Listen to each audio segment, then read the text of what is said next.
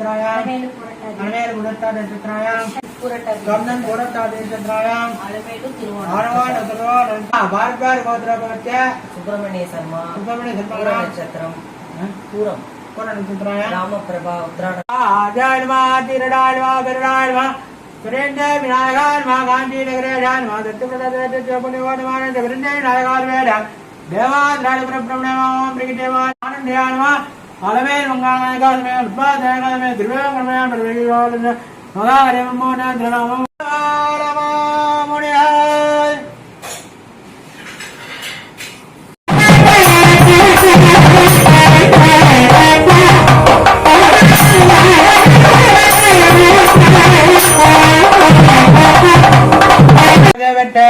ஒம்பற்றாமரை போட்டம் பொறையலாய் எட்டாமையான் குலத்தல் விளாண்ட கொற்றைய விலங்கலை கொல்லாமலாய்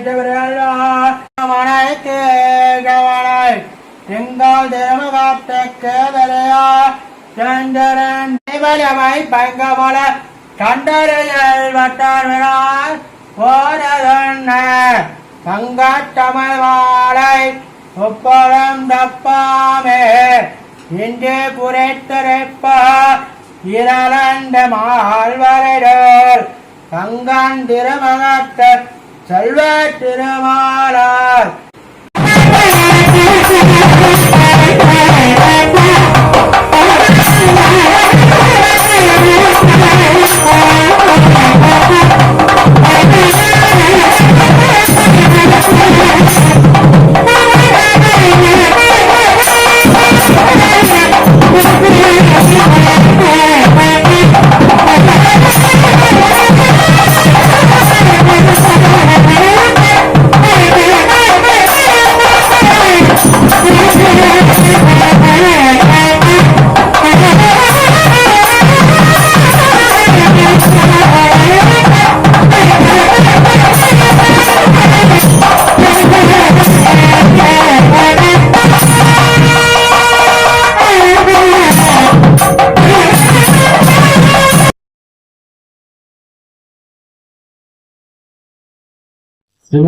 ஸ்ரீமதிய ராமாதேவா ஸ்ரீமதிய வரவணி நம உக்ரம் வீர மகாவிஷ்ணம் ஜலந்தம் சுரமான அசமம் வீரம் வித்தும் நித்தும் நமாமிய மகாதேவிக்கு வித்யா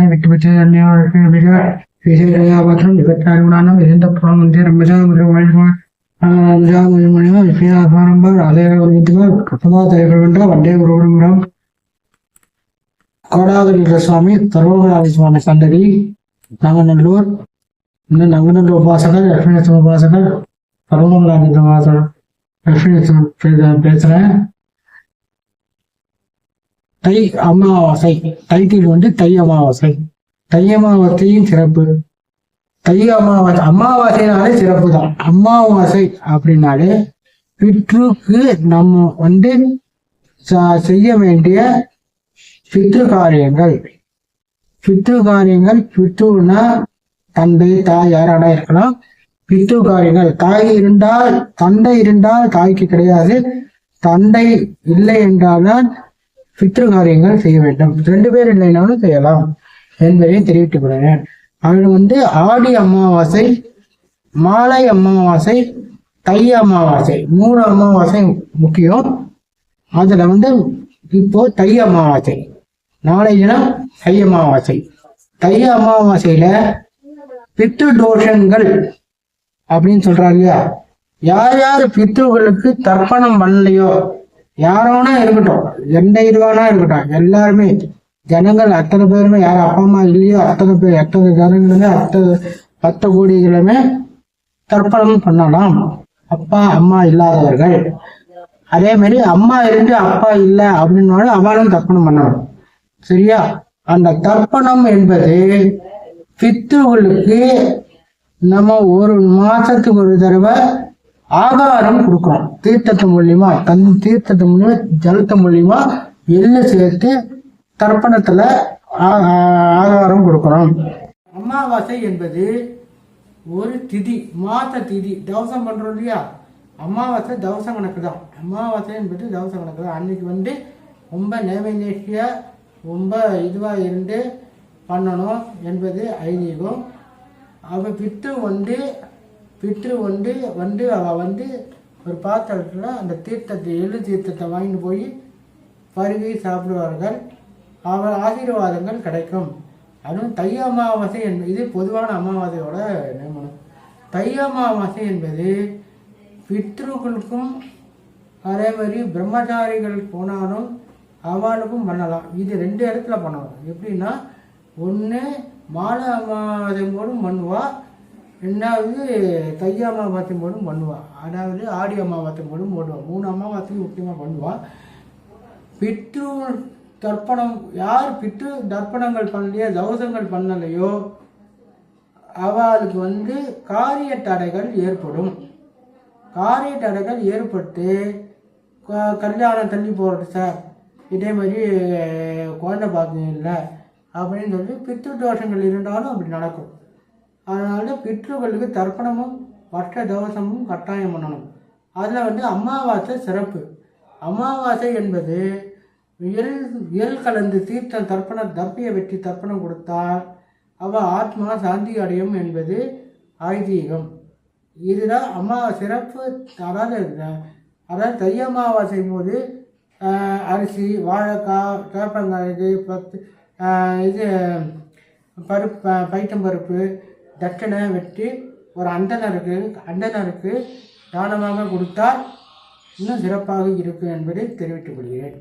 தை அமாவாசையின் தர்ப்பணம் செய்து வழிபட்டால் பித்ருக்களை எல்லா பித்ருதோஷம் நீங்கி கல்யாண தடை, குழந்தை பாக்கியம், எல்லாம் காரிய தடைகள்லாம் நீங்கி சுகமாக இருப்பீர்கள் என்பது தெரிவித்துக் கொள்கிறேன். அமாவாசை என்பது சில பேர் என்னை கேட்குறா, அமாவாசையும் போது என்ன சமையல் பண்ணலாம், எப்படி பண்ணணும், என்னென்ன காய்கறிகள் சேர்க்கலாம் அப்படின்றது கேட்குறா.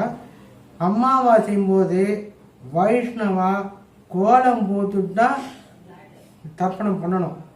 அதான் ஐதீகம். இப்போ நிறைய மாற்றங்கள் வருது.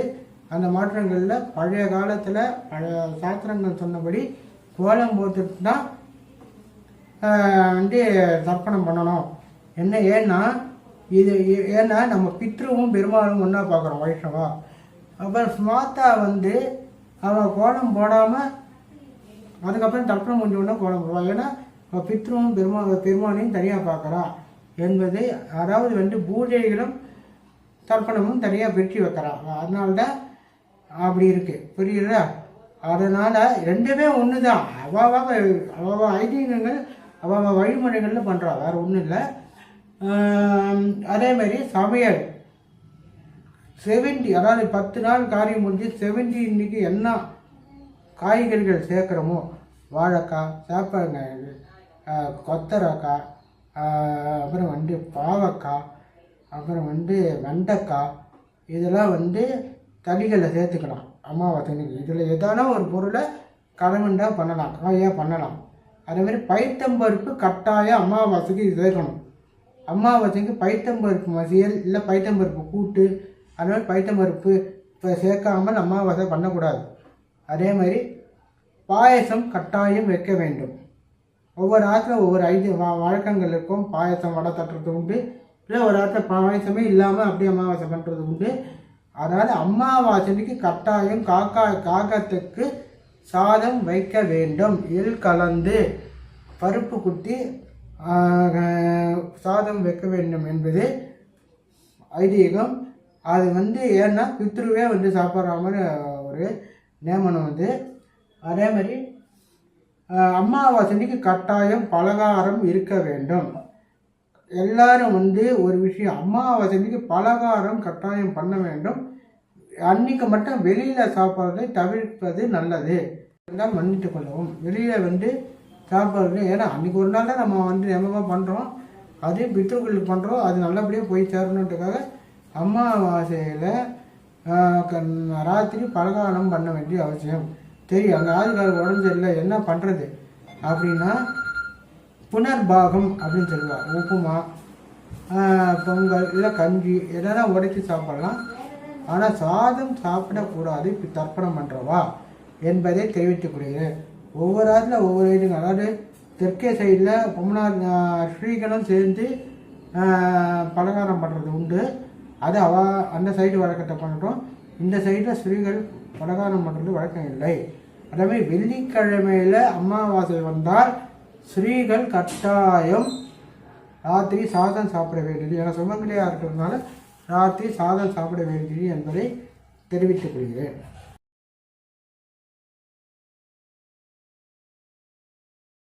ஸ்ரீமதே ராமானுஜாய ஸ்ரீமதே வரவண லக்ஷ்மீநாத சமாரம்பாம் ஆதயா மணிமந்திமாம் அற்பதாச்சாரிய பிரபந்தா வந்தே குருகுணம்பராம் யோனித்திரபிராமதே ருக்ருக்மா யாமாதத்திரான பிராமணி அத்திருகுரு பகவதோத்தே ஜெயகந்தோகம் ராமானுஜ தரணோ சுரணம்பவர்த்தே எந்த தண்டை தண்டை தம்மூர்த்தப்பன் ஏபிகாலத்தமைக்கு வண்டு விழாற்றையும் திருவோண திருவிழே அண்டியின் போது எழுவாகி அறியத்தவனை பயனாளத்தீரும் பல்லாண்டு வெள்ளாயிரத்தாண்டு பாடிடுவேன்.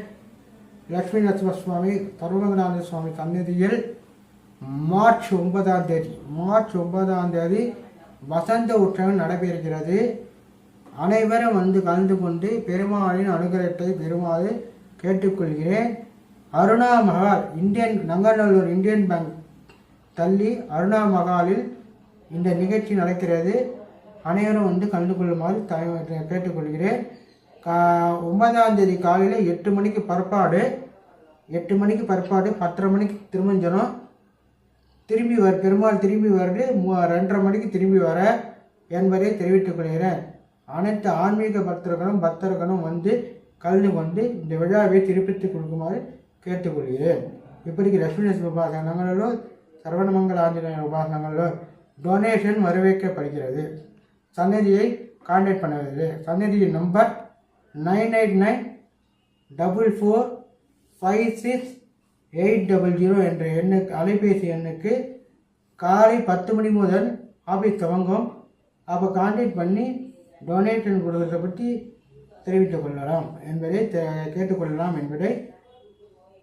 தெரிவித்துக் கொள்கிறேன். ஹாய் மக்களே, இந்த நிகழ்ச்சி உங்களுக்கு பிடிச்சிருந்தா லைக் பண்ணுங்க, ஷேர் பண்ணுங்க, கமெண்ட் பண்ணுங்க, மறக்காம சப்ஸ்கிரைப் பண்ணுங்க. நன்றி.